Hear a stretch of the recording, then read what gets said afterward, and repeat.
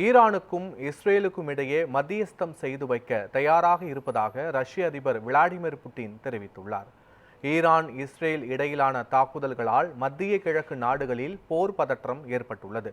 இதனை முடிவுக்கு கொண்டு வரும் நடவடிக்கை தேவை என்ற குரல்கள் சர்வதேச அளவில் ஒலிக்க தொடங்கியுள்ளன. இந்த நிலையில் மோதலில் ஈடுபட்டுள்ள ஈரானுக்கும் இஸ்ரேலுக்கும் இடையே மத்தியஸ்தம் செய்து வைக்க தயாராக இருப்பதாக ரஷ்ய அதிபர் புட்டின் தெரிவித்துள்ளார்.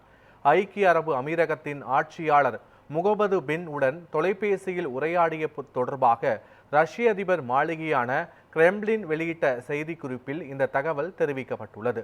ஈரானுக்கும் இஸ்ரேலுக்கும் இடையே நடைபெற்று வரும் மோதல்கள் முடிவுக்கு கொண்டு வரப்பட வேண்டும் என்பதை இரு தலைவர்களும் ஒப்புக்கொண்டுள்ளதாகவும் அதில் கூறப்பட்டுள்ளது.